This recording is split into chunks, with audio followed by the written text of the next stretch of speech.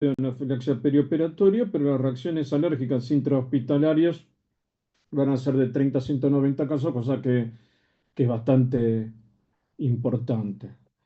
Lo otro que habíamos visto es la diferencia entre los trabajos publicados en Estados Unidos, Europa, versus lo que pasa en Argentina, y que esta diferencia puede tener impacto sobre la forma que nosotros entendamos la alergia. Se había mostrado que mientras en Estados Unidos y en Europa se estima que hay un sobreregistro de pacientes alérgicos a la penicilina, más o menos de un 10%, cuando el diagnóstico sería correcto, el diagnóstico, lo estimado correcto sería el 1%. Nosotros en nuestra población tenemos el 0,1%. Y también les había dicho que entonces uno debería creerle a el 0,1%, o sea, debería considerar que muy probablemente este paciente que tenga la etiqueta de alergia a la penicilina sea correcto. La otra que habíamos visto es que ha cambiado la forma en que se definen las reacciones de hipersensibilidad. Antes, y seguramente cuando ustedes estudiaron, había cuatro tipos de reacciones. Hoy en día se estima, se definen siete, dentro de las cuales encontramos, como no podía ser menos, y moda de este tiempo, la disbiosis microbiana, pero más importante, la inmunidad innata, la disregulación metabólica, el rol de la barrera epitelial, que también es otro de los temas que hemos hablado, y la respuesta T1, T2 y T3. Todo esto está en el PowerPoint que les comenté la otra vez y que por supuesto yo les voy a dejar un PDF con todo para que tengan el material así de guía. También les había comentado que no todo es IgE mediado, que por ejemplo el mapa integrado de las anafilaxias, nosotros vemos que también hay una vía, bueno, por supuesto IgE, pero hay otra vía que es IgG, que otra vía puede ser directamente vía complemento, y otra vía puede ser más directa aún, que es una activación directa por medio de receptores, por ejemplo, en células o mastocitos, que desencadenan directamente la reacción. O sea que hay mucho más en la anafilaxia que la IgE, y todavía nosotros los especialistas no sabemos cuál es la importancia de esto, pero sí vemos que hay muchos pacientes que no tienen diagnóstico y probablemente sea por esta causa. También hablamos, ya desde el punto de vista del alergeno, que hay reactividades cruzadas. Vale decir que un paciente que, por ejemplo, es alérgico a la proteína de la leche de vaca, también el 10% va a ser alérgico a la carne de vaca. También, bueno, hay otras reactividades cruzadas, como, bueno, la del durazno es bastante interesante porque son unas proteínas que se llaman LTP, o sea que los pacientes, por ejemplo, que son alérgicos al durazno, que no tiene mucha importancia porque el durazno es una fruta muy estacional, pero sí va a compartir una proteína que es muy común a muchos otros alimentos, por ejemplo, la manzana, cherry, la pera, etcétera, y bueno, y eso corresponde a un 55% de las reactividades cruzadas. Bueno, muy bien. Y también habíamos hablado del diagnóstico. Como todo proceso diagnóstico, no cambia. Anamnesis, lo más detallada posible. Van a ver que nosotros le damos le damos mucha importancia a la anamnesis. Va a ser muy detallada nuestra anamnesis en general. El examen físico y los estudios complementarios van muy atrás de lo que pensamos o lo que hicimos la presunción diagnóstica con la anamnesis, ¿sí? O sea que más que nada es la frutillita del postre y no, si no tenemos una anamnesis correcta, todo lo demás muy probablemente naufrague. Y ahora empezando de lleno con todo lo que es los desencadenantes de la alergia en la internación, digamos que tenemos cuatro parámetros.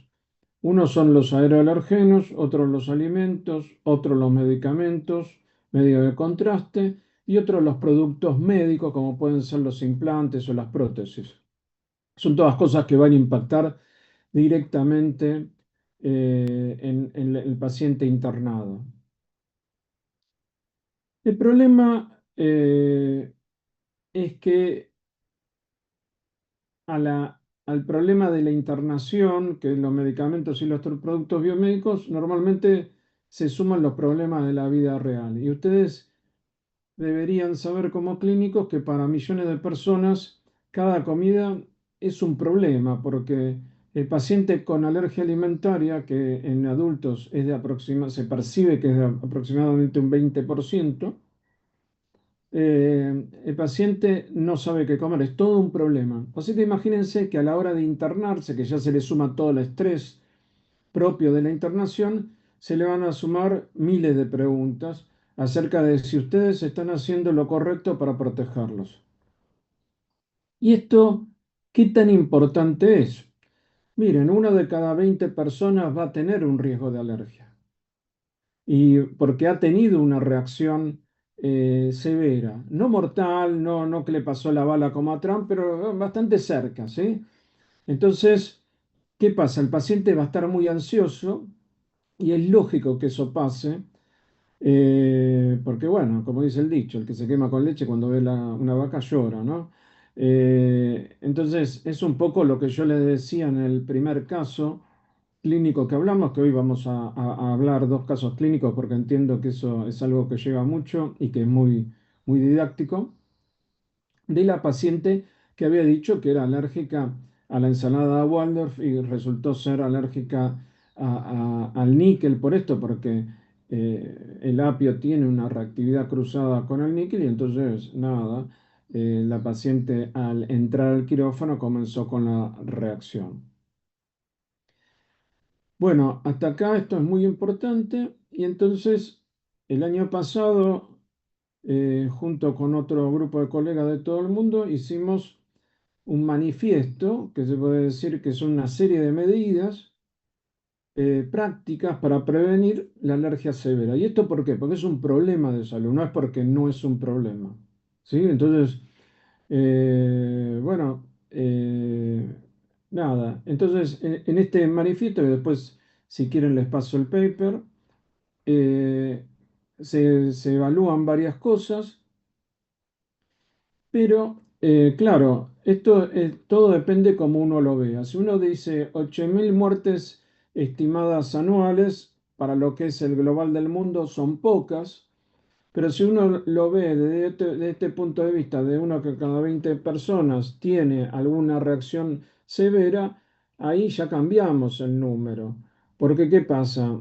Ustedes van a ver seguramente en un día o en 2 días van a ver una persona que tiene una alergia severa o que ha tenido antecedente de una alergia severa. Y claro, la persona que ha tenido la alergia severa puede pasar a formar parte de estos 8.000 muertes estimadas. Y nosotros tenemos que esperar que esto no suceda con nosotros. Nosotros tenemos un caso centinela, que después lo vamos a ver, que es una muerte por penicilina en el hospital de un paciente documentado con alergia a la penicilina. Y más recientemente una muerte por reactividad al yodo. O sea, existe, existe. No es que no existe. ¿Sí? Y acá pongo un punto, existe. Y nosotros tenemos toda la obligación de eh, proteger al paciente. Muy bien. Eh, Hay un caso bueno, que ya lo venimos hablando bastante en el hospital, hay un programa, hay carteles por todos lados, que es la alergia al látex, para meternos con algo que tiene que ver con el alimento y tiene que ver con el riesgo de los insumos médicos que usamos. La alergia al látex en nuestro medio cada vez va a ser más infrecuente porque evidentemente estamos tomando medidas para que esto suceda. Este año presentamos un trabajo donde veíamos cómo bajaba el riesgo de alergia al látex en función de las medidas que hemos tomado a nivel hospitalario. Es un trabajo hecho con más de 200 personas que trabajan en el hospital de enfermería y donde encontramos cómo el ambiente del Hospital Universitario Austral, gracias a Dios, es un ambiente seguro para nuestros trabajadores. De todas formas, el paciente puede tener alergia y de hecho hay muchos pacientes que todavía tienen alergia y entonces los tenemos que cuidar. Claro, ustedes me dirán, pero ¿para qué quiero saber la reactividad cruzada entre el látex y los alimentos? Y bueno, ustedes imagínense que a un paciente con una cirugía, qué sé yo, bariátrica, le damos banana, o le damos palta, o le damos manzana o zanahoria, y es alérgico al látex, puede hacer naufragar una cirugía, por un mal posoperatorio. O sea, el posoperatorio a veces es tan importante o más que la cirugía misma. O sea, hay que tener mucho cuidado. La alergia tiene que estar en nuestro radar, ¿sí? Bueno, una de las cosas que seguramente ustedes están muy necesitados y ansiosos por conocer es la alergia a los fármacos. Y acá pongo un freno. ¿Alguien me quiere hacer alguna pregunta antes de que me meta en el tema o me meto en el tema directamente? Me meto en el tema directamente. Bueno, entonces, nosotros tenemos una guía institucional que ya está viejita, pero está casi actualizada, ¿no? Le tendríamos que dar una vueltita, pero es media vuelta, ni un cuarto de vuelta de rosca. La guía la van a encontrar en el SharePoint y la guía de alergia a fármacos y de alergia a beta-lactámicos es similar. Se hizo dos guías porque Infecto insistió mucho en que se hagan dos guías, pero la realidad es que Eh, se puede decir que la alergia a beta-lactámicos es una copia de esta, lo que pasa es que dice amoxicilina. Ahora igual lo vamos a ver. Muy bien. Todo comienza con la sospecha de alergia al fármaco. Y esto lo tienen que saber muy bien, porque esto es lo que nosotros esperamos desde el hospital, que los residentes lo conozcan. Es decir, este es el mapa, ¿no? Después hay que ver el terreno cómo es, pero este es el mapa. Por lo menos ustedes tendrían que estar confiados al usar y entendiendo cómo es la guía y es ahora el momento para hacer las preguntas. ¿Sí? Así que ahora máxima atención. Entonces, primero la sospecha de alergia al fármaco, o sea, ¿a qué sos alérgico? Después de esto, la guía nos dice, ¿qué síntomas presentó el paciente?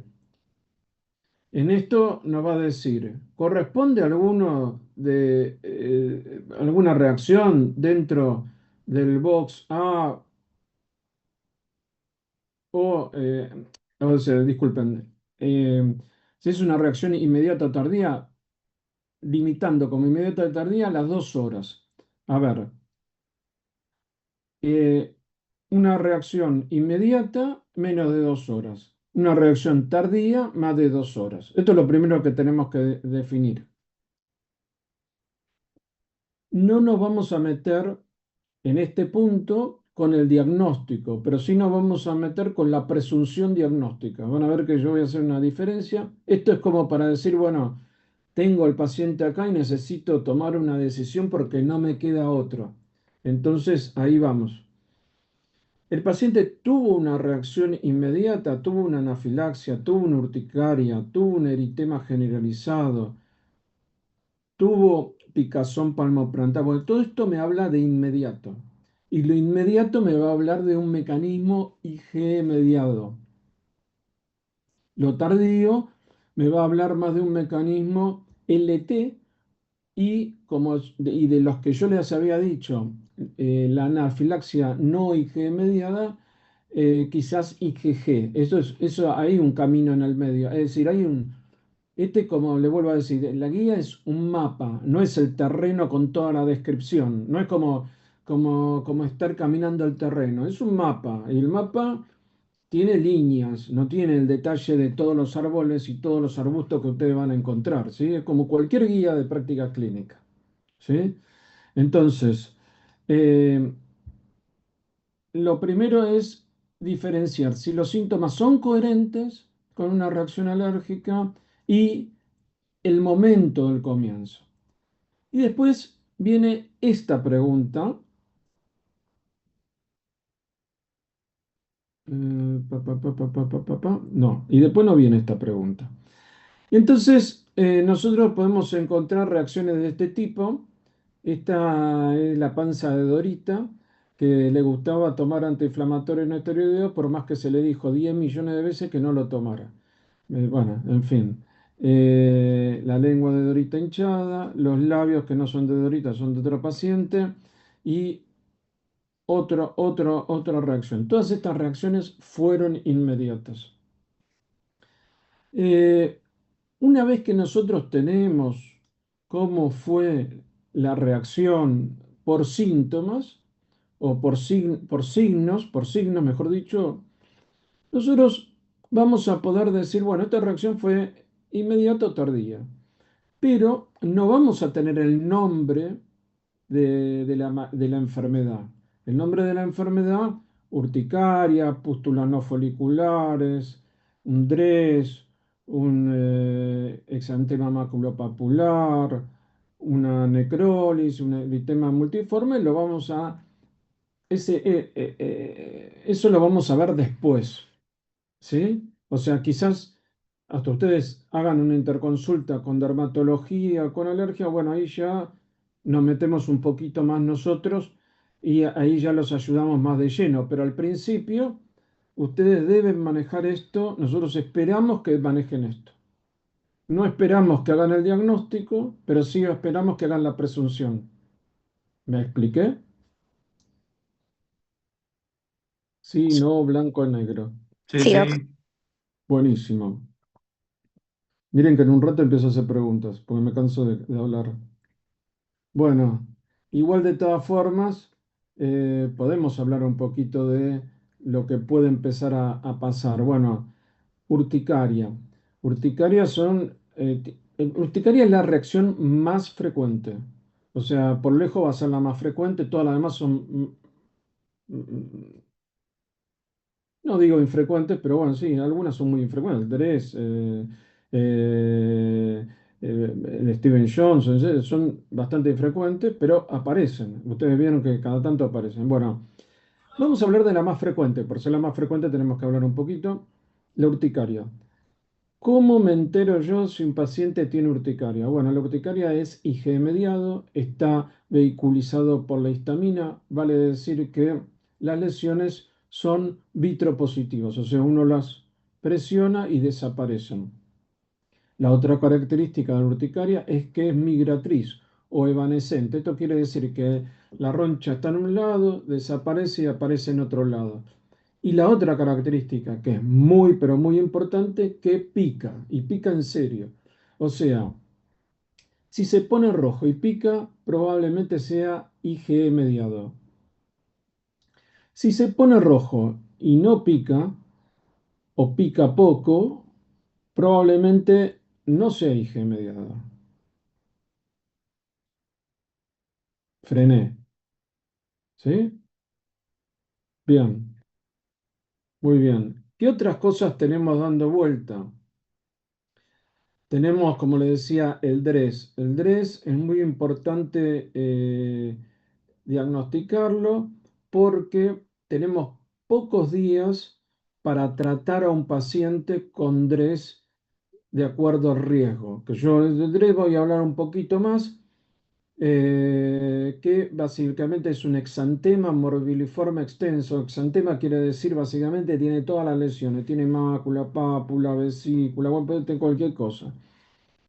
Tiene en general un edema facial muy marcado, tiene fiebre persistente más de 38 grados y por eso acá hablamos de 38,5 cuando hablamos de las reacciones tardías. Esto me orienta hacia el DRES.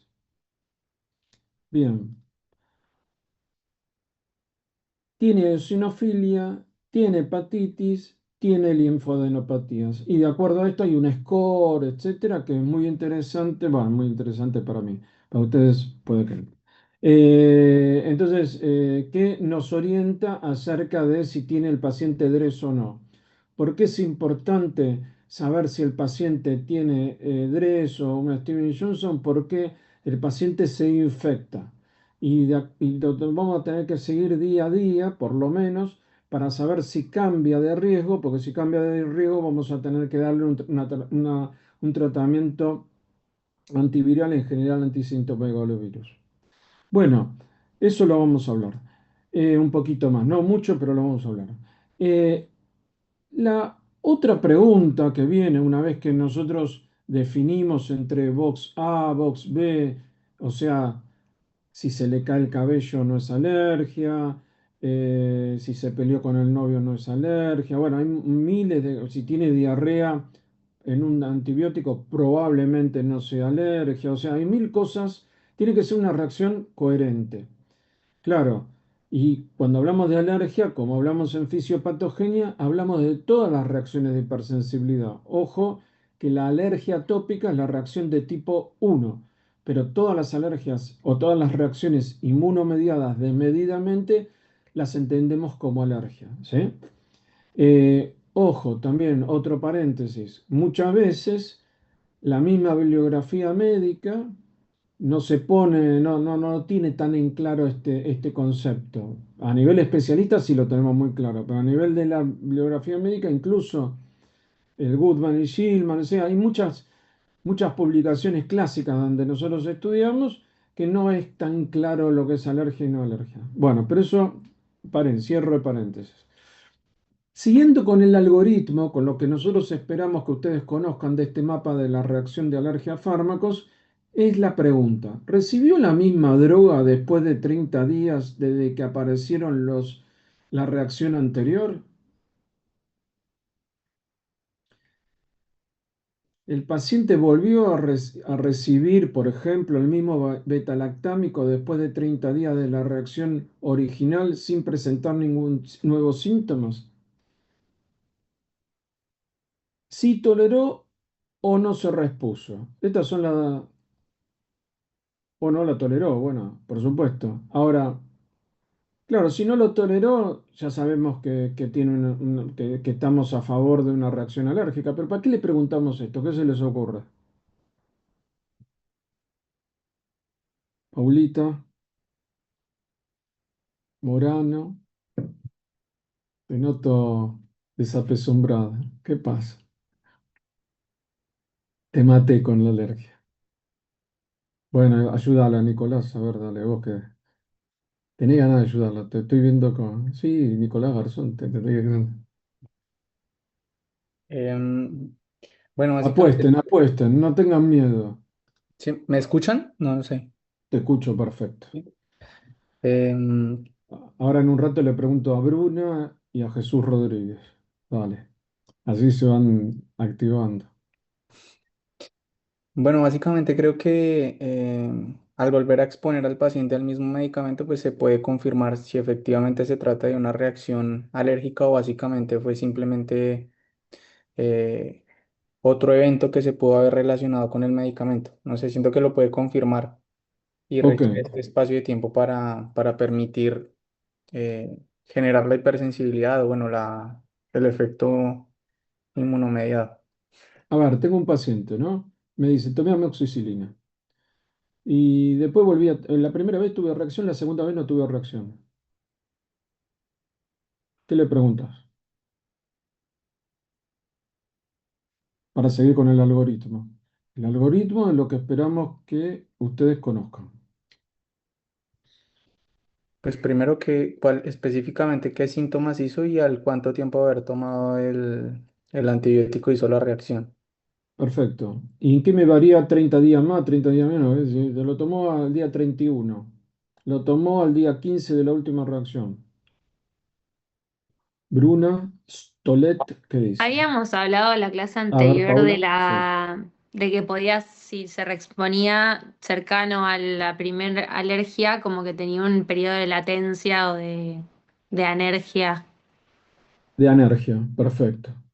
O sea, por esa anergia uno espera los 30 días, porque puede pasar que el paciente tomó la primera dosis, inmediatamente después tomó la segunda dosis a los 15-20 días, la primera dosis no tuvo reacción, y la primera dosis tuvo reacción, la segunda dosis no tuvo reacción. Eso incluso hay algún trabajo por ahí dando vuelta y es un criterio dentro de las guías internacionales.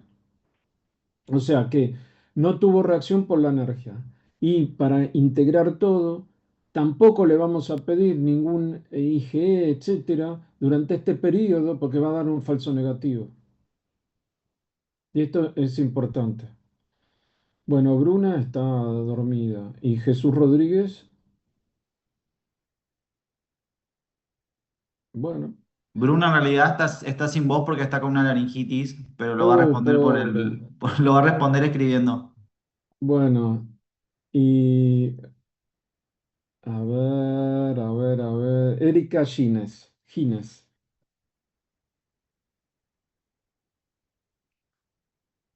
No me diga que se contagiaron todas las faringitis. No está más.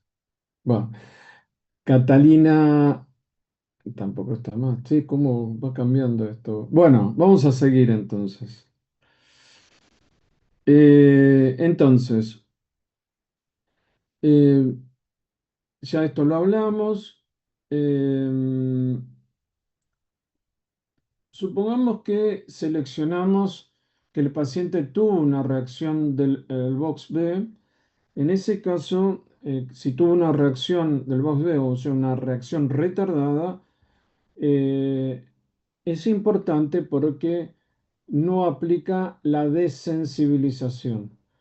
O sea, eh, Raúl, el iPhone de Raúl, que no sé de quién es.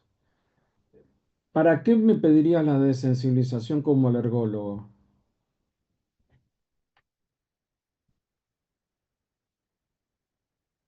La pregunta sería, ¿para qué sería la desensibilización? ¿Para qué me pedirías la desensibilización? Perdón, ¿me puedes repetir la pregunta? Sí, si el paciente, muchas veces en internación nos piden que desensibilicemos a un paciente. ¿Podríamos desensibilizar?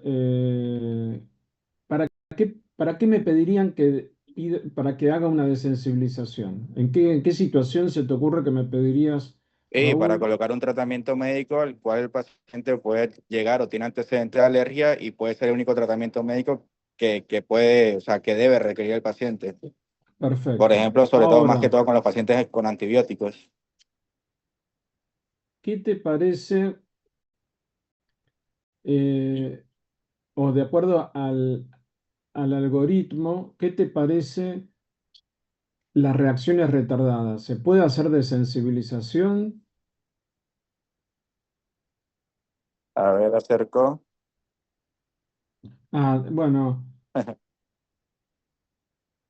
dice, yo te lo leo. ¿Tuvo alguna manifestación del box B, reacción retardada, tardía? Sí, no aplica No el aplica. procedimiento de sensibilización. Esto es lo que por ahí podríamos cambiar un poquito. Es decir, bueno, no aplica si por supuesto no nos queda otra, por ahí lo podemos evaluar, ¿no? Pero nada, tenemos que ver, ¿no? Ustedes vean que la desensibilización no es algo que nosotros lo hacemos todos los días, etcétera, pero en general se hace con una reacción inmediata o tipo A, no grave. Si un paciente tuvo una reacción grave, ya la desensibilización uno está pensando si la va a hacer o no, o empieza a tener reparos para ver si la va a hacer, ¿no? Porque aunque esté indicado, el riesgo no deja de ser alto, ¿no? Doc, yo tengo una pregunta. Dale. Eh, yo soy alérgica a múltiples cosas. Me hicieron la prueba, sí, las pruebas en los brazos y me mandaron a desensibilizar. Todavía no lo he hecho, pero no sé por qué, digamos, optaron por que me tuviesen que sensibilizar. No sé si fue por la cantidad de cosas a lo que era alérgica o Pero de sensibilizar a un medicamento, no salí alérgica a algún medicamento. Por ejemplo, tenía alergia al látex, al trigo, algunos metales, algunas pinturas, cosas así. perfecto, buenísimo que lo hayas Pero, planteado. Son dos situaciones totalmente distintas. Esta guía es para fármacos y está orientada a un paciente internado. ok, Paciente internado, pero está bueno que lo hablemos porque está bueno que lo hablemos. sí, Un paciente internado, vos necesitas un medicamento porque no le queda otra al paciente. Entonces necesitas el medicamento y ahí se plantea la necesidad de la desensibilización. Y ahí el clínico nos tiene que decir muy claramente, y en la historia clínica tiene que decir claramente, habiendo evaluado costo-beneficio, hay que desensibilizarlo. Porque nosotros sí disparamos el arma, pero ustedes hacen la indicación. Entonces hay que justificarlo mucho desde la historia clínica. Y ahí te contesto, Paula. Nos ha pasado muchas veces que le hemos dicho a pediatría, no, algún servicio de pediatría, no pediatría, neo, creo que fue, no fue neo, fue pediatría, con un medicamento oncológico. Dijimos, bueno, pero mirá, ¿estás seguro? Porque ya hizo una reacción, una anafilaxia, o sea que nosotros vamos a intentar desensibilizarla, pero puede que, acá hay riesgo. Entonces, cuando le hicimos llevamos el consentimiento informado a los padres se negaron. ¿Qué pasó después? Pasó que se encontró otro medicamento. Y eso hubiera sido trágico si el paciente hubiera muerto. Ustedes imagínense delante de un juez diciéndole, sí, había otra opción, pero eh, ¿no? No necesito explicar más, ¿no? sí, sí, Digamos, bien. Ahora, distinto es un paciente que tiene alergia a aeroalergenos, etcétera. Entonces, eso es otra cosa que es alergia fuera de la internación, que me parece que necesitan otras clases más que, bueno, esto es nada más que la internación, donde básicamente hay tratamientos de desensibilización de alergia que lo que hacen es, por ejemplo, un paciente con alergia, ya lo vimos en fisiopatogenia, normalmente tiene rinitis, puede tener asma, puede tener problemas en piel, urticaria, etcétera. Cuando yo no hago un tratamiento de sensibilizante de alergia, tengo que darle medicamento para la nariz, medicamento para los bronquios, medicamento para la piel y cada vez voy escalando más dosis y en general son corticoides inhalados que todos, que muchas veces se dicen no altera el eje, pero no es cierto, no es cierto. 200 microgramos de budesonide empiezan a cortar el eje, ya se ve en los chicos que producen retardo de crecimiento, o sea, no es tan así que no pasa nada, ¿sí? Pero bueno, entonces le podemos dar el corticoide por nariz, por bronquio, por piel, etcétera. Entonces llega un momento que el paciente dice, bueno, basta. O aunque sea nariz, dice, bueno, yo no doy más, ni con la gota, ni con... Bueno, entonces ahí, ¿qué podemos hacer? Tenemos una herramienta que es muy eficaz, que es el tratamiento de sensibilizante de alergia. Es un tratamiento que se hace durante 3 años y que desensibiliza en forma más o menos permanente al paciente. ¿Cura al paciente de alergia? No lo cura, pero tampoco lo cura el cirujano cuando hace una cirugía de apéndice, ¿no? Porque el cirujano te corta el choricito, va a decir el apéndice infectado, lo tira al tacho y no lo curó, pero resolvió el problema en forma definitiva. La alergia y el tratamiento de sensibilizante de alergia más o menos funciona de la misma forma. Ustedes van a ver que los valores de laboratorio siguen altos, pero los síntomas no. Y muchas veces la mejoría es de por vida, otras veces dura 10 a 15 años. Por lo tanto, es muy importante el tratamiento de sensibilización de alergia. Bueno, ahí está, Paula, la sí. explicación. Muchas gracias. Encantado, cuando quieran lo volvemos a hablar. El tema Gracias. de la excepción para la desensibilización existe, pero existe y nosotros vamos a tomar muchos recaudos para protegerlos a ustedes y al paciente. Los recaudos pueden ser que llamemos al comité de ética institucional para ver si no es un ensañamiento terapéutico, etcétera, porque realmente estamos con el arma cargada ante un paciente que tiene una reacción. Por supuesto, tiene un DRES, tiene un Steven Johnson, etcétera, y bueno, ustedes se quedaron sin papeles, entonces tenemos que compartir la responsabilidad entre varios para decir si realmente vamos a hacer esto. ¿Sí? Por eso es tan importante que llegado el caso lo hablemos. ¿Sí? Pero lo hablamos, no es que no lo vamos a hablar. Muy bien. La alergia a los beta-lactámicos, lo vamos a hablar en un ratito, más o menos es similar. ¿Y cuáles son los puntos claves que hablamos ahora? Bueno, una de las cosas claves que estamos hablando ahora es el etiquetamiento, ¿no? Cuestionar la etiqueta es importante. Vamos a ver que muchos pacientes tienen etiquetas. Algunos van a ser ciertas, otras no, pero la mayoría van a ser ciertas.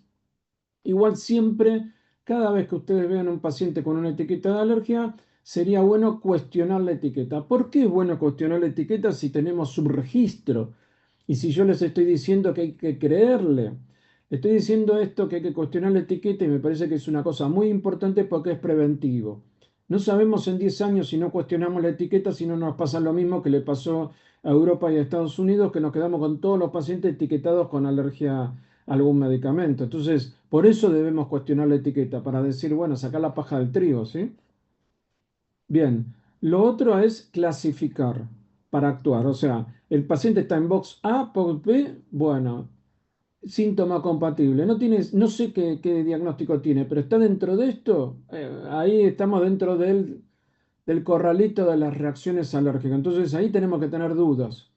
No tenemos diagnóstico, pero está, entonces en la historia clínica pueden poner, tiene pápulas evanescentes, pim, pum, pam, tiene fiebre, 38,6, tiene esto. Bueno, entonces ahí escriben los síntomas y dicen, por esto está dentro de la clasificación de reacciones retardadas, hago interconsulta.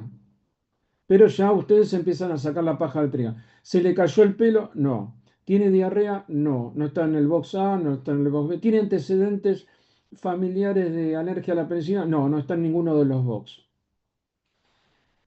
Bueno, muy bien. Y lo otro es documentar con rigor. Y ahora vamos a ver que esto es un dato muy importante. ¿Esto qué quiere decir con rigor? Mira, hizo reacción a un medio de contraste. Ya lo vamos a ver, que el no saber el medio del contraste, nosotros mañana tenemos que dar el informe a un paciente que hizo reacción a un medio de contraste y no sabemos el medio de contraste, con lo cual es complicado porque la normativa actual, ¿qué es lo que me está diciendo? La normativa actual me está diciendo que cambie por el medio de contraste que se usó. Entonces, si yo no sé qué medio de contraste se usó con la reacción, no le puedo indicar el medio de contraste correcto al paciente. Otra cosa que es muy importante, pero como es un error frecuente, me imagino que ya este nivel, Mariana Trejo Piso se dará cuenta por qué no. Entonces le pregunto, ¿por qué no?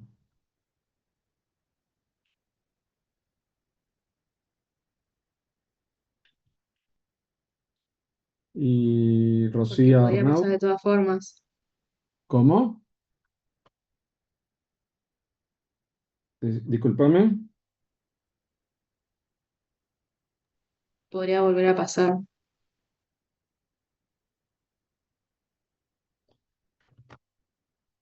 No, yo creo que Podría volver a pasar. A ver, Rocío, porque ayúdenla, no ayúdenla. bloquea la liberación de los mediadores, una premedicación. Una premedicación, bueno, bueno, no bloquea la liberación de los mediadores. Bueno, lo que pasa que estoy pensando, si le das un corticoide podría bloquear, si le das un antihistamínico, no, bueno, el corticoide inhibirá la vía de la proteína. Bueno, en definitiva, igual no importa el mecanismo, pero bueno, lo que sí importa es que está probado que la premedicación no sirve. Por eso es que no podemos dar premedicación. Está probado. O sea que no protege. ¿Estamos de acuerdo? Toma antihistamínicos y corticoides antes de la lidocaína, de ir al dentista lidocaína, porque antes hiciste reacción a la lidocaína. no protege. Se sabe que no protege. Ese es el concepto. ¿Fui claro? Es un error frecuente, por eso lo marcamos. Melina, bueno, en fin. Tenemos un listado después de la guía de fármacos, en fin, que nos indican los grupos para que tengamos en claro lo que puede tener reactividad cruzada o no. Igual lo vamos a hablar un poquito más en detalle. Nada, vamos a hablar muy rápidamente del DRES. Yo les dejo las diapositivas, entonces les va a quedar el concepto, que me parece que es lo que importa. Lo que es importante del DRES es que es una emergencia que nos da tiempo. Normalmente, eh, estas son las semanas de evolución de un DRES y esta es una reacción farmacológica típica. O sea, ven que la reacción farmacológica típica normalmente se desarrolla antes de las 2 semanas, el DRES después de las 2 semanas. El problema es que con el DRES sucede que puede haber una infección por citomegalovirus y esta infección por citomegalovirus, si no la agarramos en tiempo, aumenta mucho el riesgo de complicaciones fatales. Entonces, tenemos que detectar al paciente con riesgo y para eso usamos este score y este score nos va a dividir al paciente en un score 1 que es leve, moderado y severo. Básicamente lo que tenemos que distinguir es el severo, si tiene un score mayor o igual a 4. Y si esto sucede, entonces, como les decía, hay un gran riesgo de reacciones del citomegalovirus, pero como no lo detectamos a tiempo, no lo detectamos antes de los 3 días, eh, sino que lo detectamos después de los 3 días que pasó de un grado a otro, el paciente tiene una sobrevida muy baja por citomegalovirus. Entonces esto ustedes lo tienen que tener en cuenta y tienen que tener en cuenta muy bien cómo se hace el score y lo tendrían que ir haciendo por lo menos una vez al día, pero en general se hace varias veces al día, ¿no? Ese es más o menos el algoritmo. Igual lo pueden bajar porque está en todos lados. Simplemente esto es para decirles esto existe y es la recomendación de nuestra parte que hay que hacerlo.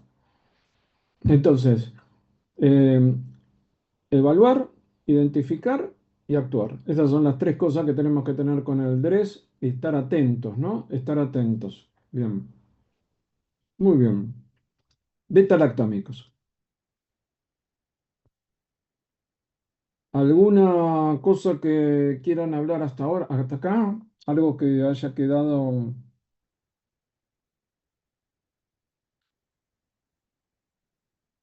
Vanessa Salcedo. ¿Qué hace Vanessa Salcedo? Vanessa Salcedo hoy está de tardería, así que está conectada, pero está en Ah, el bueno. hospital. Sí. Igual yo hablé con ella y le dije que esté atenta. Bien. ¿Y Manuela Villagrán? Hola, sí, estoy acá. ¿Alguna duda, Manuela? No, por ahora no. ¿No? ¿Y qué te parece el algoritmo? ¿Sirve o no sirve? Sí, no lo conocía, la verdad que, o sea, me gustaría repasarlo, tenerlo, pero no lo conocía. Está en el SharePoint. ¿Saben cómo buscarlo? Sí, creo que sí. ¿Te parece importante conocer el algoritmo? Sí, la verdad que sí, es una forma rápida de poder, nada, tener en Bueno, cuenta ¿y esto. te queda alguna duda? Creo que no, Ok. por ahora. Igual vamos a darle una vuelta más con el de beta-lactámicos. Hoy vamos a hablar de un chico igual tiene 14 años, que para el caso es como si fuera un adulto. De hecho, hoy vimos una compañera nuestra de trabajo, una bioquímica, que más o menos viene por el mismo lado. Entonces, me gustaría que ahora, que ya sabemos cómo es el algoritmo, que es similar el de fármacos y beta-lactámicos, que lo analicemos, pero ya me gustaría que ustedes intervengan, a ver cómo es, si lo podemos seguir. El tema no es tomarle, sino saber si ustedes se puede, si nosotros nos explicamos correctamente con el algoritmo, porque por ahí nosotros lo vemos muy claro, porque lo estamos haciendo, qué sé yo, pero a la hora de traducirlo dicen, no, la verdad que no se entiende nada, y bueno, lo cambiamos. Bien, paciente, niña de 14 años, joven de 14 años, con sospecha de alergia a la amoxicilina, no la adherión. Imagínense si quieren un paciente de 50 años, es lo mismo. Tratamiento inicial, recibe amoxicilina para tratamiento de una infección bacteriana, no importa. Al cuarto día de tratamiento continuo aparecen manifestaciones cutáneas y el inicio de los síntomas en menos de 2 horas después de la última toma. Aunque, bueno, por supuesto, había recibido dosis previas sin síntomas. Cuando hablamos con la paciente, nos dice, tuve ronchas, me picó en todo el cuerpo.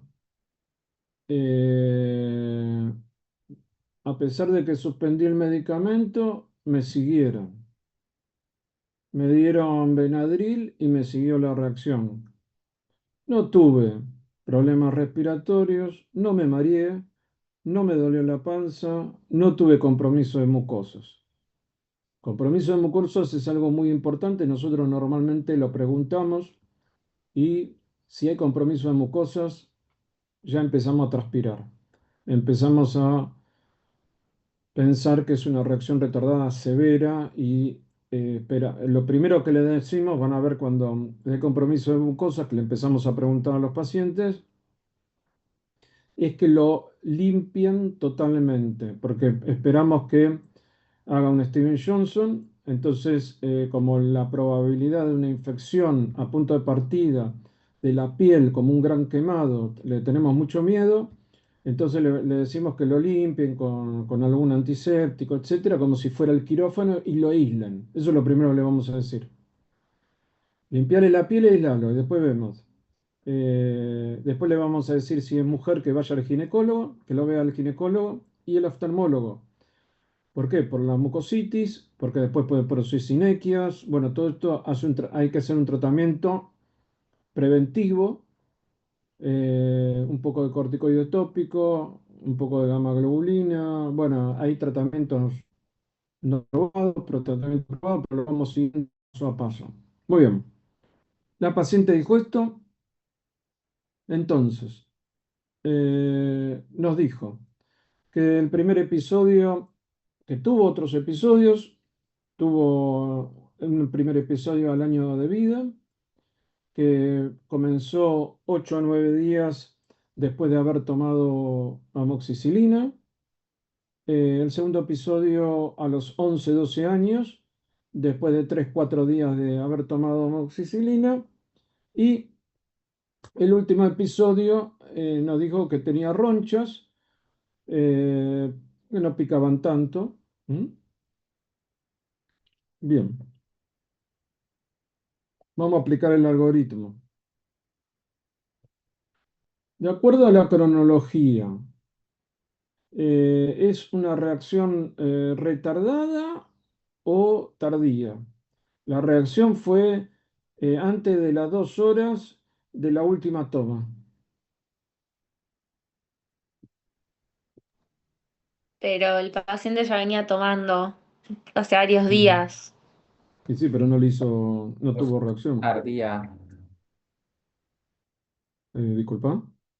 Es una tardía porque también en los anteriores episodios eran días después de la toma de la Moxi. Sí, puede ser, no te voy a negar que puede ser una tardía, pero Por ahí la paciente estaba ahí medianamente sensibilizada y terminó de sensibilizarse al tercer o cuarto día.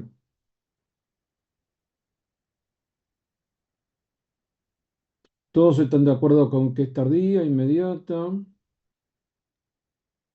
No, o sea, a mí me genera dudas por esto de que es dentro de las 2 horas de la última administración, lo que según el algoritmo sería temprana, inmediata, pero bueno, esto de que ha sido expuesta, no, me genera dudas.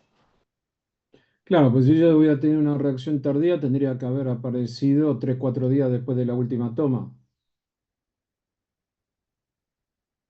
Estoy encarajinando el cuadro, así que ustedes piensen porque yo no tomen nada por cierto. Bien. Y igual ahí dice ante la duda tomar sí, así que tomaría sí. Bueno, entonces acá tenemos que aunque el inicio fue menor a 2 horas de la última toma, no se puede concluir que la reacción fue inmediata. En eso le damos la derecha a Camilo. Bueno, muy bien. Entonces, pero tampoco podemos decir que fue tardía. No podemos decir casi ninguna de las dos cosas. Va, con certeza ninguna de las dos cosas, ¿verdad? Entonces, ¿qué hacemos ahora para saber si fue inmediato o tardía? Sigan el algoritmo. Yo mientras me como el snack. ¿Qué dice? A ver, Andrea Navarrete, que es alérgica, así que dale, ¿qué decís, Paulita?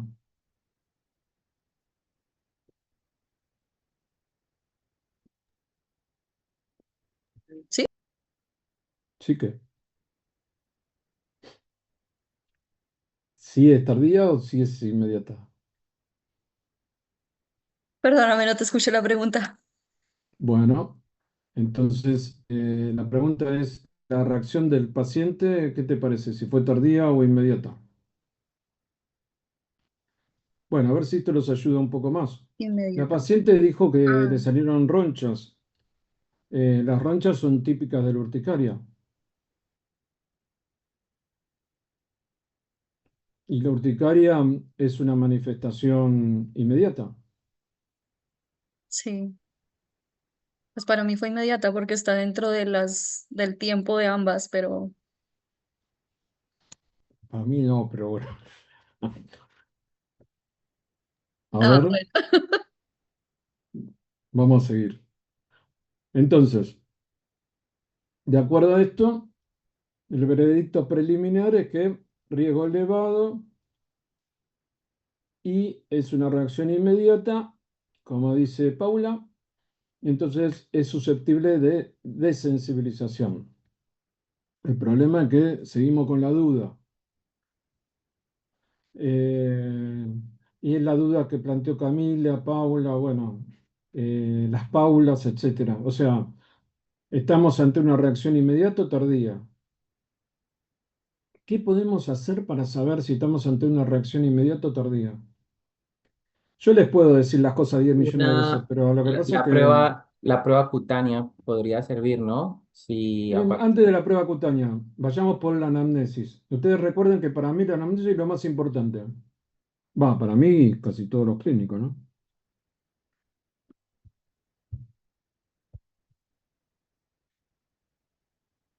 ¿Le doy una pista? Ustedes saben que los pacientes, más hoy y más de nuestro medio, hablan con lenguaje médico. Hoy, una colega bioquímica me dice, sí, me salen ronchas por todo el cuerpo. Es lo mismo, el mismo caso. Me salen ronchas por todo el cuerpo. Le mostré esta foto sin la imagen roja del medio. Después, hoy le puse la imagen, después de eso le puse la imagen roja del medio. El paciente usa lenguaje médico, pero no tiene ni idea de lo que es la medicina. Entonces, para ella esto, que no sé si se ve, esto me lo señaló, lo de la izquierda me lo señaló como picadura de mosquito.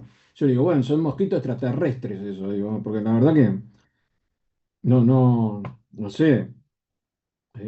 digamos, no, ¿esto es picadura de mosquito? Sí, sí, me dice eso, ¿cómo eso? Picadura de mosquito, insistía. Bueno, muy bien. ¿Qué otra cosa le podemos preguntar a este paciente para entender de las cosas que le dije claves? Preguntarle cuánto tiempo después de la toma le empezó a aparecer esto y si le pica Si le demasiado. pica. Ahí está, si le pica, bien, eso es lo que quería escuchar. Lo que quería escuchar es que se ponga rojo y que le pique. Si le pica, no si le quema, no si le arde. Si le pica, muy probablemente sea tipo 1 y muy probablemente sea anafiláctico. Muy probablemente sea inmediato, disculpen, no anafiláctico. ¿Sí? Bueno, sigamos. Le hicimos, entonces, estamos que la paciente se brotó. Entonces, en brotes de este tipo, como me dijo hoy la paciente, me broté de pies a cabeza. Entonces tenemos que se brotó, puede ser una urticaria y angioedema, puede ser eritema generalizado, puede ser exantema generalizada. ¿Sí? Todas estas cosas pueden ser. Entonces tenemos que seguir. Entonces vamos a hacerle las pruebas de alergia. Le hicimos las pruebas de alergia, le hicimos IG específica y después le hicimos prueba de exposición o el desafío. ¿Qué es lo que pasó con las pruebas? Le dieron negativas. ¿Qué es lo que pasó con el desafío? Le dio negativo. ¿Qué es lo que concluimos? Que el paciente tolera amoxicilina. ¿Está bien? ¿Está mal? O sea, ya concluimos dos cosas. Primero que tenía riesgo elevado y ahora que lo tolera. El resultado del desafío fue negativo, sin reacción inmediata ni tardía durante el periodo de observación, que son 48 horas.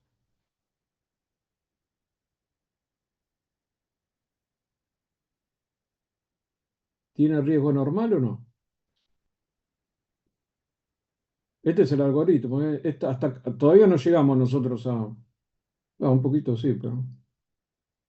Bueno, entonces,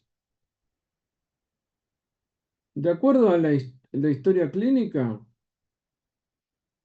y la interpretación del algoritmo, por ahí uno puede decir que hay una sospecha de alergia inmediata o que hay alto riesgo, y basado en el estudio alergológico posterior, uno puede decir que la alergia está descartada. Bien. ¿Esto es así? ¿No es así? ¿Hay un riesgo elevado? ¿No hay un riesgo elevado? ¿Qué les parece?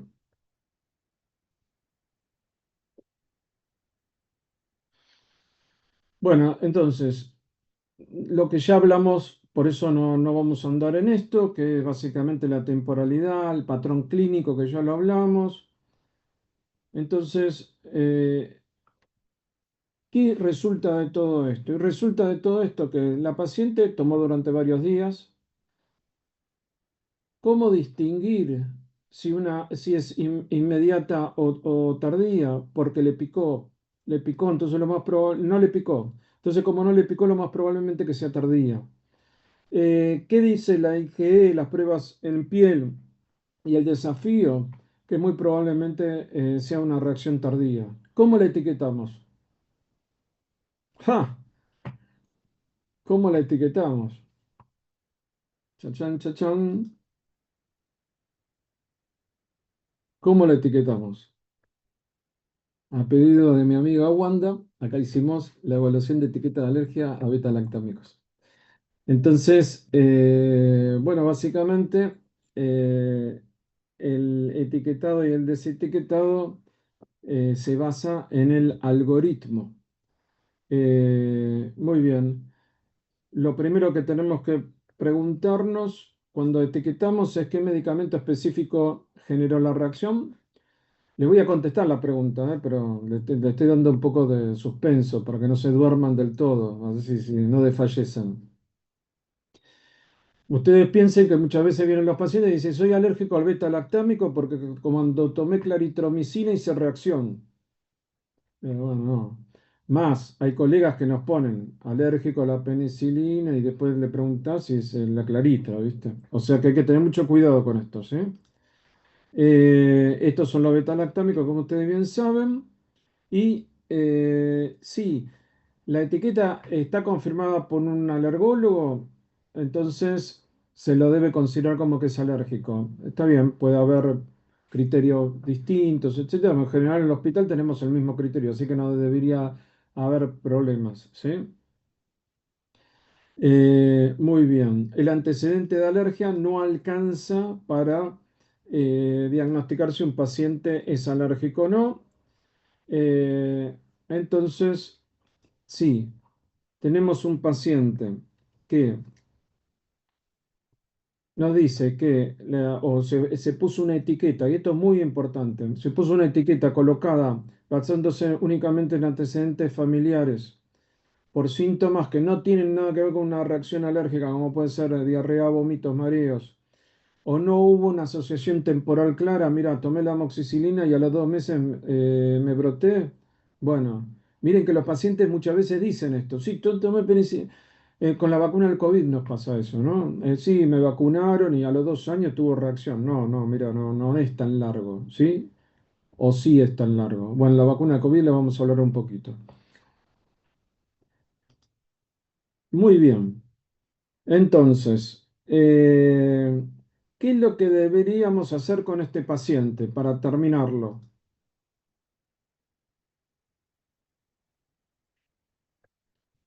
Con este paciente deberíamos hacer un protocolo de desafío que es bastante raro. Es un protocolo de desafío que se da en 5 días, en general de 5 días. ¿En qué se basa? El primer día es un desafío normal, internado, etcétera, y después se le dice al paciente que siga tomando el medicamento durante varios días. Claro, acá el riesgo que tenemos es que haga una reacción retardada. Lo que pasa es que si es una reacción retardada, en general, eh, si no fue grave, porque si fue un Steven Jones, una cosa así, no hacemos el desafío retardado, ya lo catalogamos como tal y otra cosa. Pero si fue una reacción cutánea, nada más que cutánea, bueno, y leve, entonces nos podríamos a animar a hacer un desafío prolongado. ¿Por qué? Porque tampoco no saber a qué el paciente es alérgico es un problema. Es un problema saberlo, un problema no saberlo, ¿no? Entonces, muy bien. Bueno, ahí terminamos con este caso. ¿Cómo vamos hasta acá? Muertos, ¿no?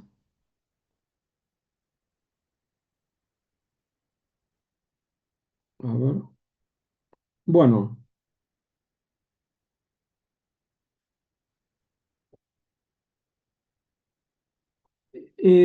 la alergia a la amoxicilina es algo bastante típico, lo estuvimos hablando mucho por control de infecciones.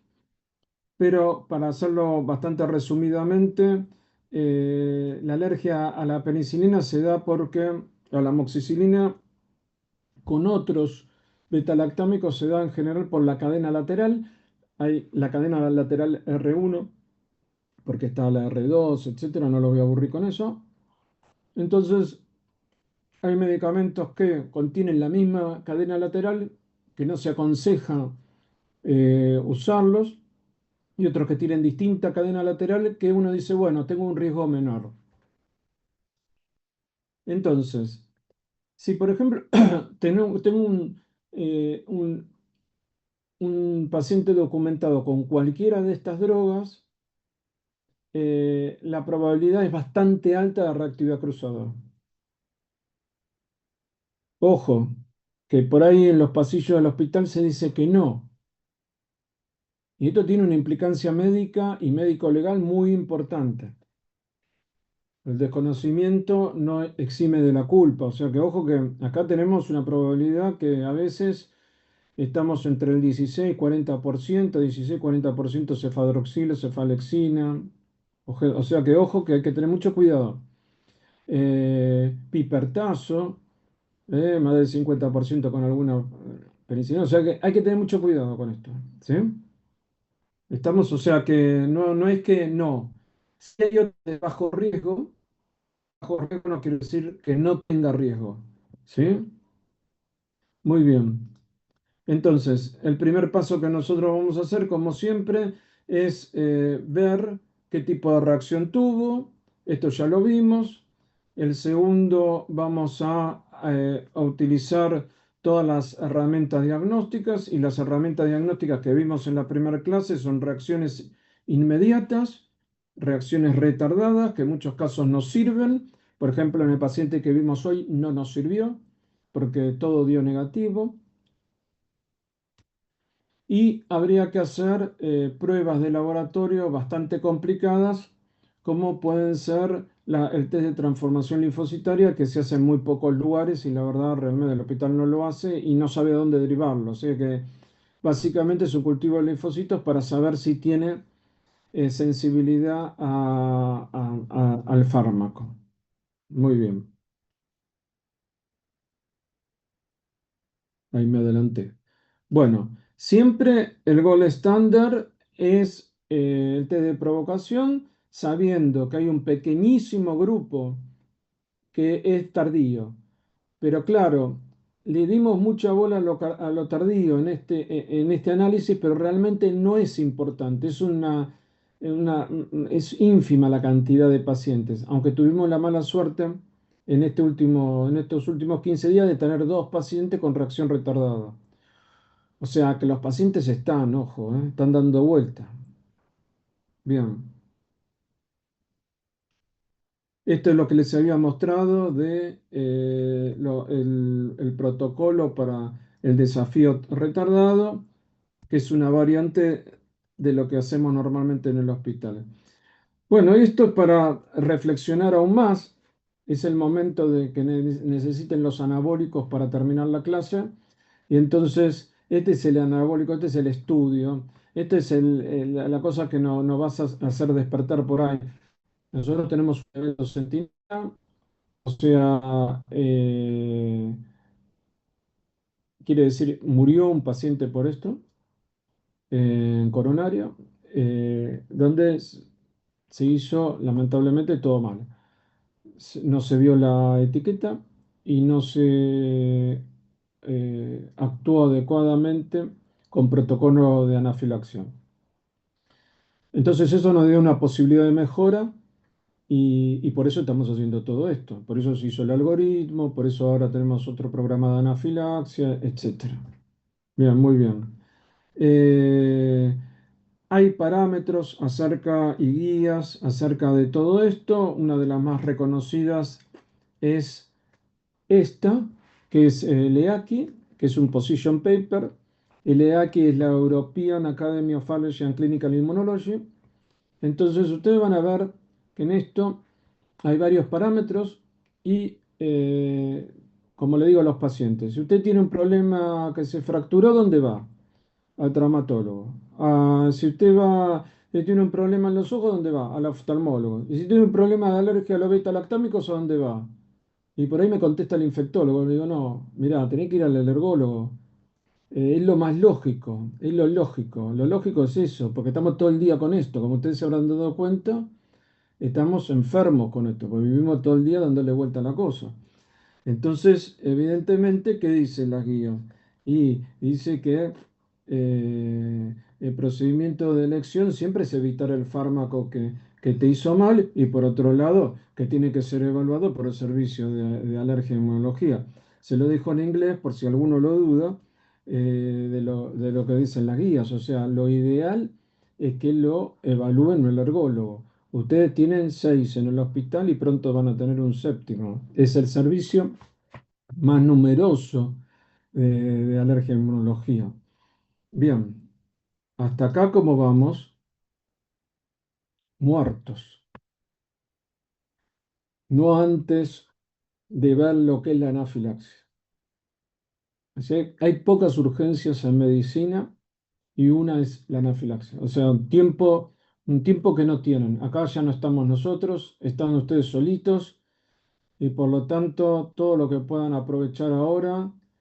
Si hay algo que tienen que tener en su casa o en el botiquín, si hay un medicamento que tienen que tener, es adrenalina. Porque casi es lo único, bueno, por ahí atropina, sí. Bueno, ahora ya órganos clorado, todo eso no se usa, así que, digamos, hay muy pocos medicamentos que uno puede tener, pero adrenalina sí le puede salvar la vida. ¿Sí? Ok, muy bien. Caso clínico. Caso clínico del hospital de hace 15 días. Una paciente que en el 2022 comenzó con algunas reacciones alrededor de la boca, la vio el doctor Valdés, le dice, sí, tenés sensibilidad a los metales, evidentemente.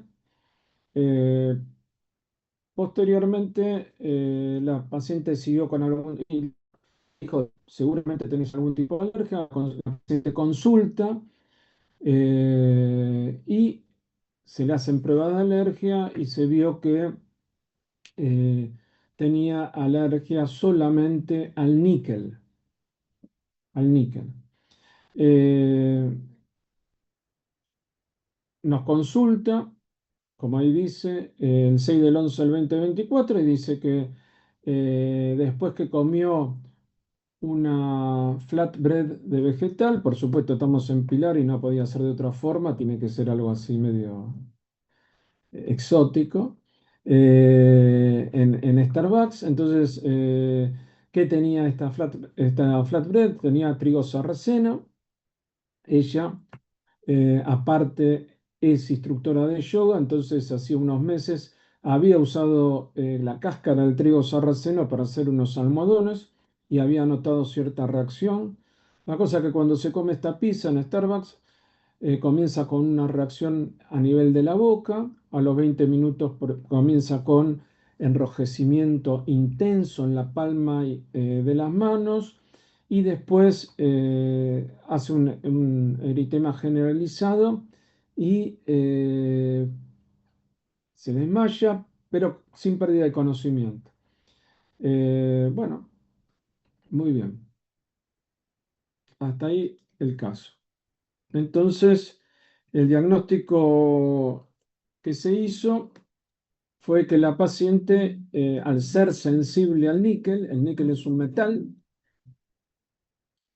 que normalmente es conocido el níquel porque las mujeres hacen reacción con los aritos, ¿no? Que tienen níquel, y uno lo interpreta que es una dermatitis de contacto. Esta mujer hizo lo que es una dermatitis de contacto sistémica, un síndrome de alergia sistémica al níquel.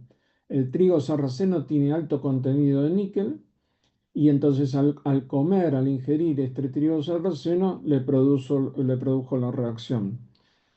Muy bien. Hay otros alimentos que contienen níquel y la paciente, disculpen, ¿cómo fue tratada?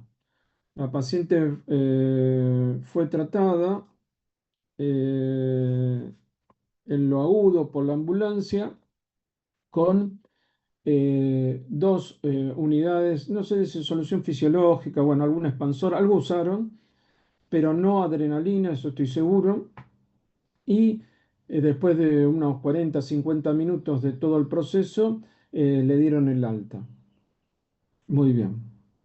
Eh, claro, las personas de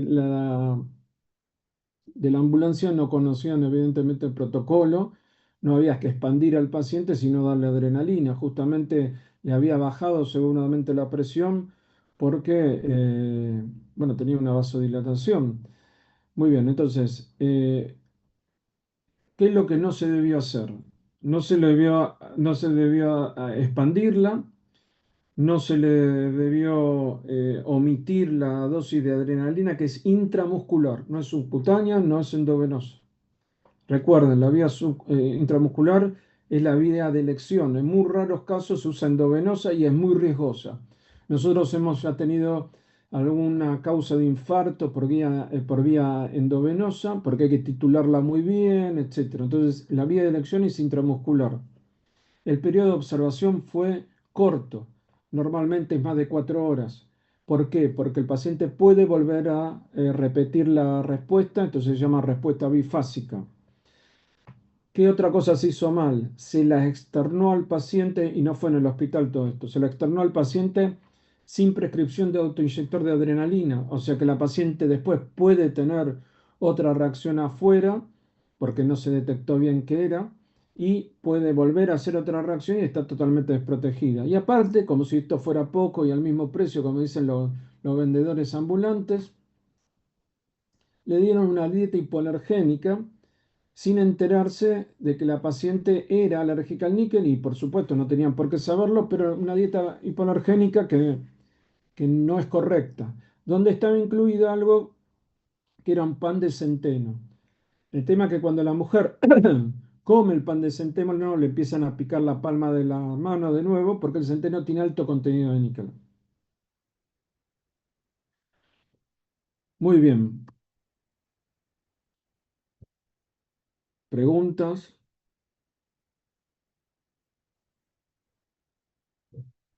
¿Aguantan o no aguantan? Sí, sí, aguantamos. Bueno, miren, esto que les voy a dar es conocimiento que se puede ver en cualquier lado. Yo les voy a explicar las diapositivas. Entiendo que el tiempo de atención es corto, normalmente son 45 minutos, no 2 horas seguidas. Yo lo que pasa es que no tomé la pastilla y estoy con punto psicótico, entonces estoy hablando más de lo habitual, pero bueno, en fin. Pero les va a quedar y les va a quedar bastante la orientación de lo que hay que hacer, ¿sí? Bueno, entonces, la guía de acción rápida para el tratamiento de la anafilaxia. ¿Qué es lo que ustedes deberían saber? Bien, primero, diagnosticar una anafilaxia. Hay 3 criterios. El primer criterio es que piel mucosa más compromiso respiratorio o cutáneo. O sea, la piel roja le pica, se marea por arresto cardíaco o tiene broncoespasmo. Ahí estamos, primer criterio de anafilaxia. Segundo criterio de anafilaxia. Puede tener un compromiso gastrointestinal también.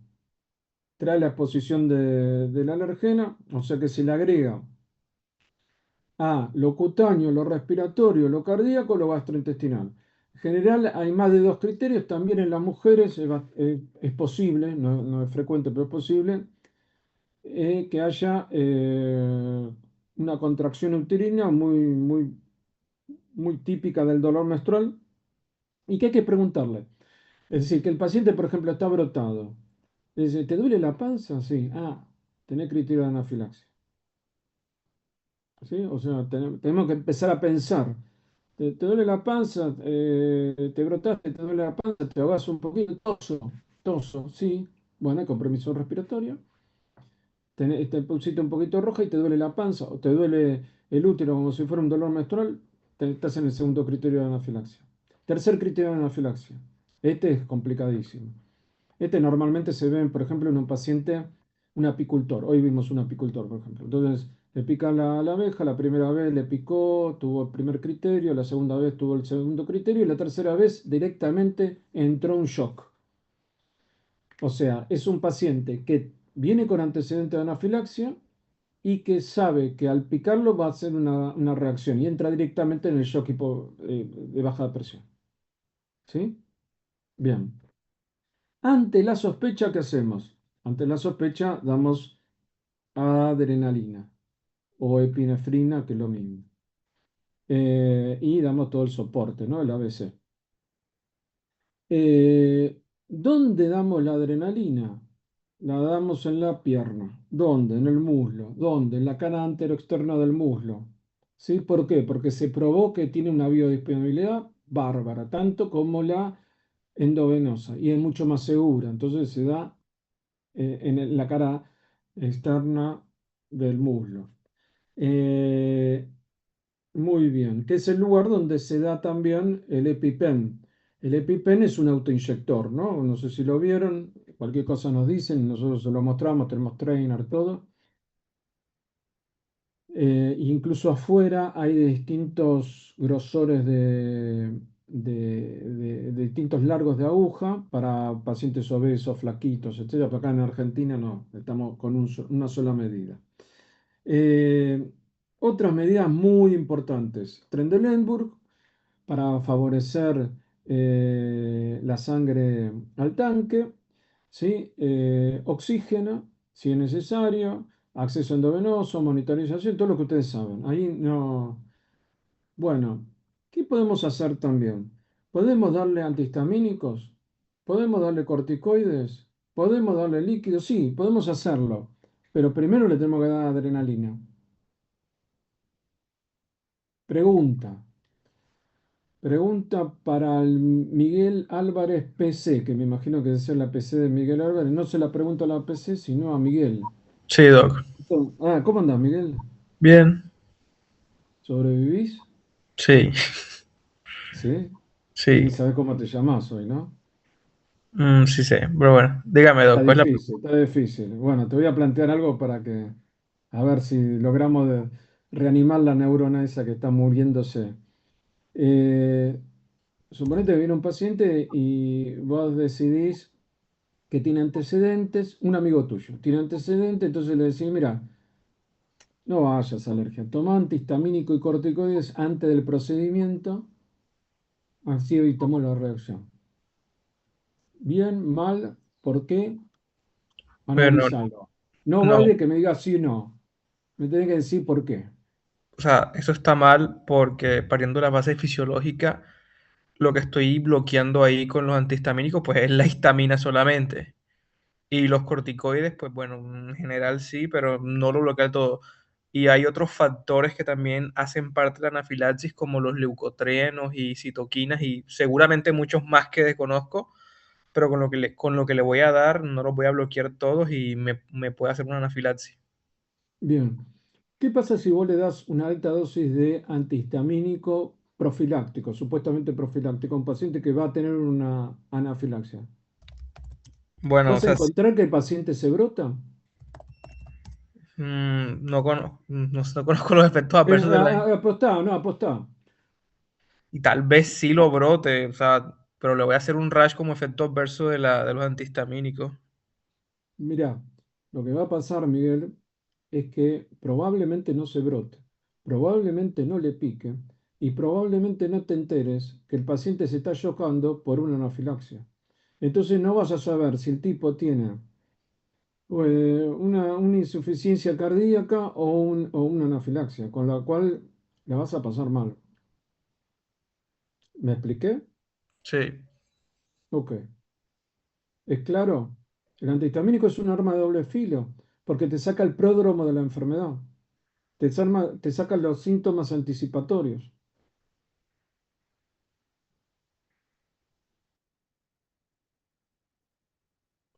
Bueno, esto ustedes lo saben mejor que yo, así que se los dejo para que ustedes lo tengan. Pero hay situaciones especiales, que esto no sé si lo tienen tan claro. De hecho, el paciente que se nos murió por medio de contraste nos pasó esto. El paciente tenía antecedentes de reacción al medio de contraste, se le aplicó al medio de contraste porque riesgo-beneficio se le administró y estaba beta bloqueado. Entonces hizo una anafilaxia, se le dio adrenalina y fue refractario a la adrenalina porque en ese caso lo que hay que dar es glucagón, porque si no la adrenalina no hace efecto. ¿Me expliqué? Entonces, ustedes tienen un paciente de alto riesgo que necesitan darle un medicamento, un medio de contraste, lo que sea, y está beta bloqueado, no lo pueden sacar el beta bloqueante. Tienen que tener las dos ampollas de glucagón que hay en el hospital, en todo el hospital la tienen que tener a mano. Y tienen que repasar la dosis antes de hacer la intervención. ¿Me expliqué? ¿Dudas? ¿Muertes tempranas? No. Bueno. Eh, el otro tema es el embarazo. Otra cosa que normalmente uno se pregunta, ¿qué hago? Bueno, el mensaje es que la epinefrina es más segura que la anafilaxia. O sea que hay que indicarla. Y recuerden, como todo, que es posición de cúbito lateral izquierda. Para la embarazada, esa es la posición ideal. Bueno, esto ustedes lo saben mejor que yo. Criterios para el alta hospitalaria. Están en la guardia, le tienen que dar el alta al paciente.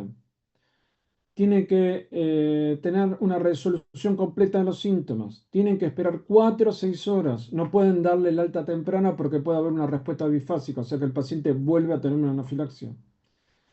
No tiene que tener requerimiento de oxígeno o, del otro lado, tiene que estar saturando bien. Que el paciente y la familia entiendan lo que se le está diciendo, ¿sí? En fin, y que tiene que tener un entorno seguro y un acceso a la medicación.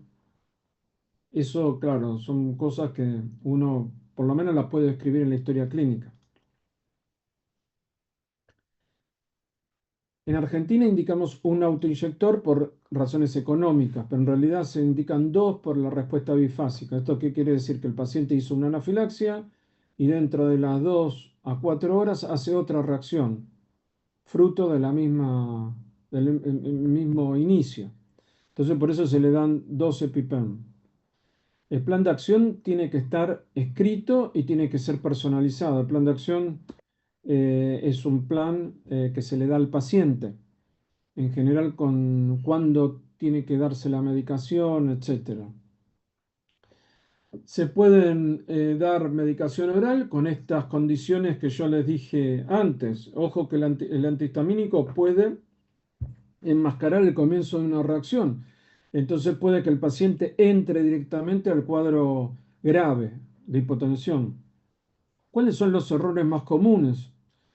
Los errores más comunes en el tratamiento de una reacción anafiláctica es retrasar el uso de epinefrina, usar antihistamínicos como primera línea, administrar epinefrina vía subcutánea y no intramuscular, no repetir la dosis de epinefrina, permitir que el paciente se ponga de pie, ojo que esto produce mucha hipotensión, dar el alta prematura, no monitorear los signos vitales, no prescribir el autoinyector de epinefrina, prescribir un solo inyector cuando la norma son dos, no entrenar al paciente en el uso de dispositivos y no programar una cita con alergología. Todas estas cosas son las cosas que ustedes deberían hacer después de, de tratar a un paciente con anafilaxia.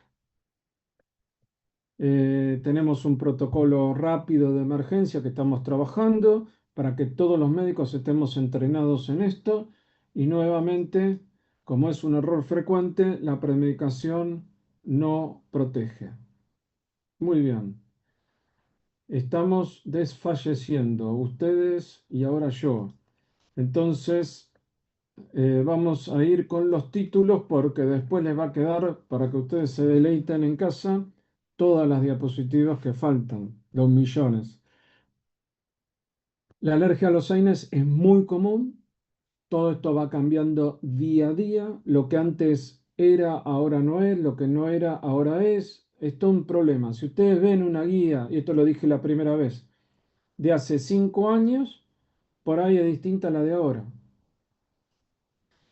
La reacción a los AINES, hay muchos tipos de reacción a los AINES. Hay una que depende de la inhibición de la COX-1, o sea que es una vía, se podría decir, metabólica. Una que es IgE mediada.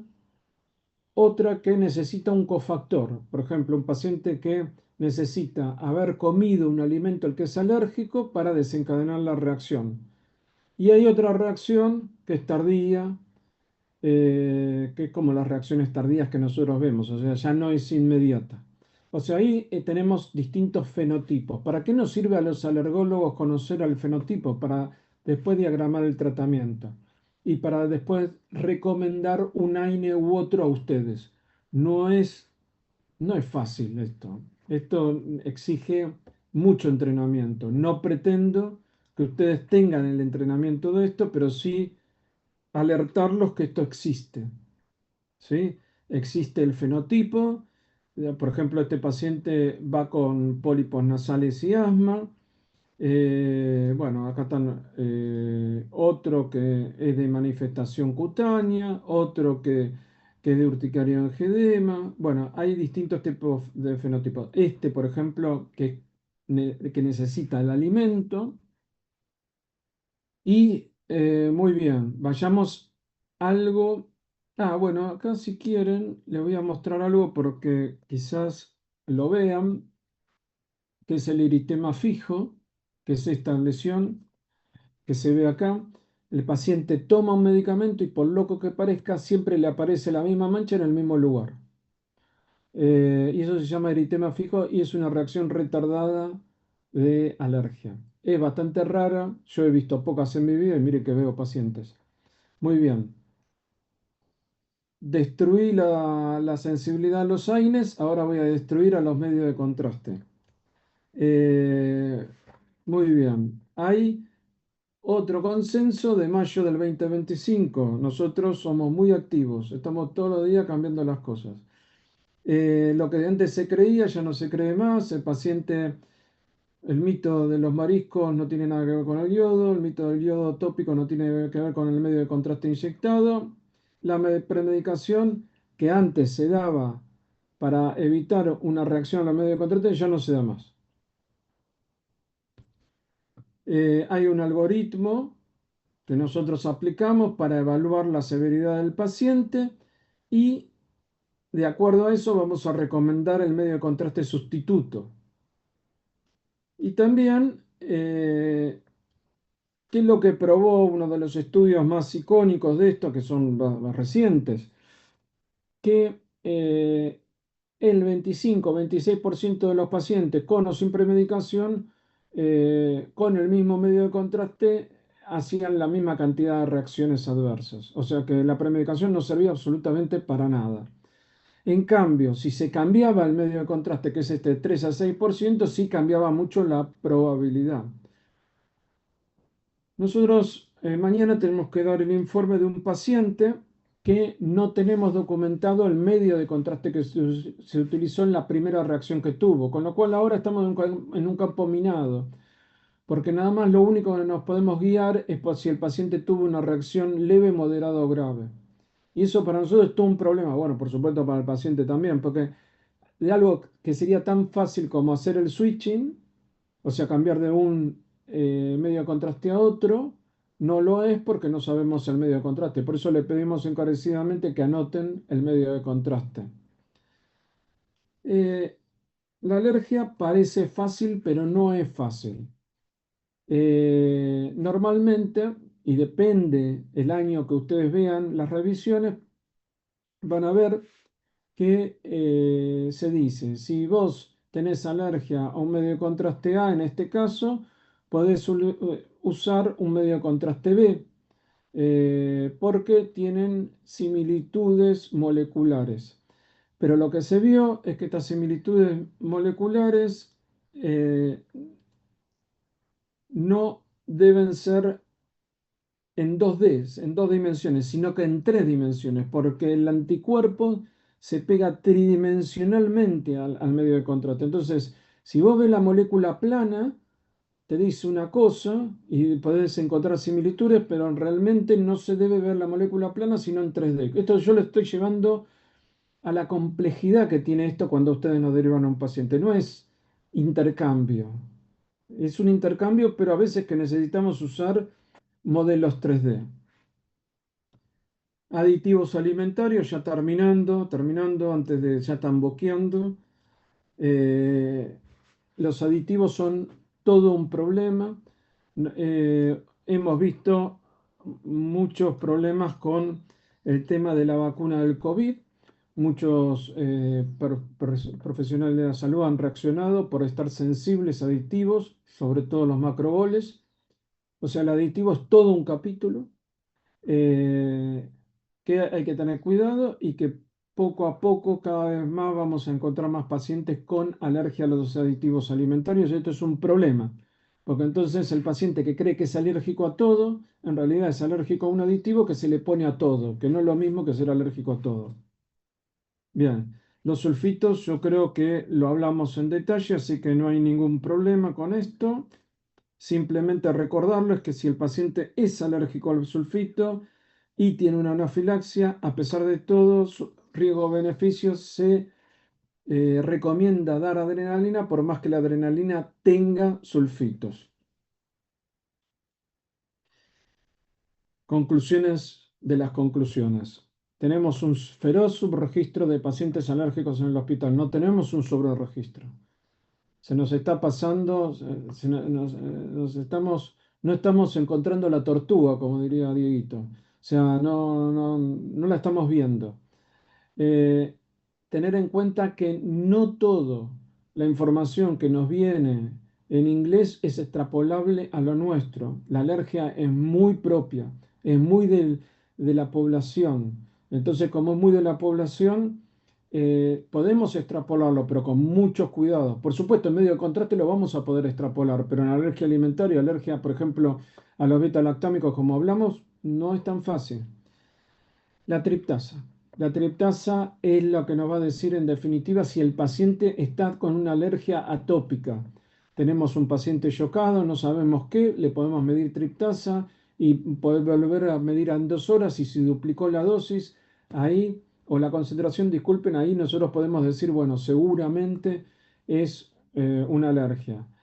Pensar en el evento centinela. Tenemos 2 muertes, 3 muertes, tenemos más seguro, pero tenemos que tener cuidado, la alergia existe, no es que no existe. La premedicación es un problema porque disimula los síntomas de inicio, entonces puede, más que ayudarnos, no darnos cuenta que la tuvo. Y la anafilaxia requiere un plan de acción. Ustedes, si hay algo que tienen que saber como médicos, es tratar la anafilaxia, porque es una urgencia médica. Bueno, muy bien. Nosotros estamos muy activos en anafilaxia. El año pasado publicamos 2 consensos, uno acerca de los 10 puntos que se deben tener en cuenta con la anafilaxia. No tengo tiempo.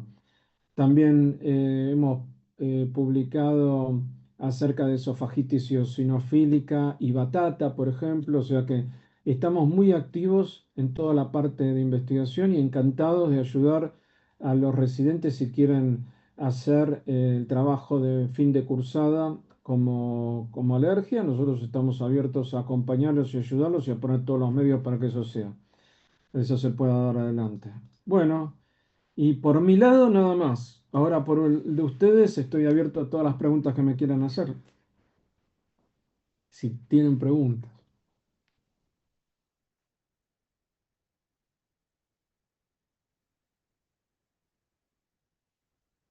Sé que es difícil, ¿no? Todo esto fue mucho tiempo. Bueno, miren, no los voy a entretener más. ¿Saben dónde estamos? Estamos en el 3er piso. Conocen nuestros datos. Ahí tienen mi número de teléfono. Me preguntan lo que quieren cuando están más tranquilos. Les recomiendo que lo vean. Piensen que 30% de los pacientes que ustedes van a atender van a tener alergia y que un 20% seguramente han tenido una reacción severa en su vida. O sea que como clínicos o como no clínicos van a tener pacientes alérgicos. Mejor que se enteren ahora cómo es el tema, por lo menos que entiendan bien cuáles son las cosas más importantes para poder manejarse y cuenten con nosotros. Bueno, nada más. Gracias, Doc. Gracias, Doc. Gracias. Quedamos a disposición. Gracias. Hasta luego, gracias. Gracias a Chao, todos. hasta luego. Y después me dicen con quién quieres que le deje la información, etcétera. Yo le hablo. Dale. Chao, chao.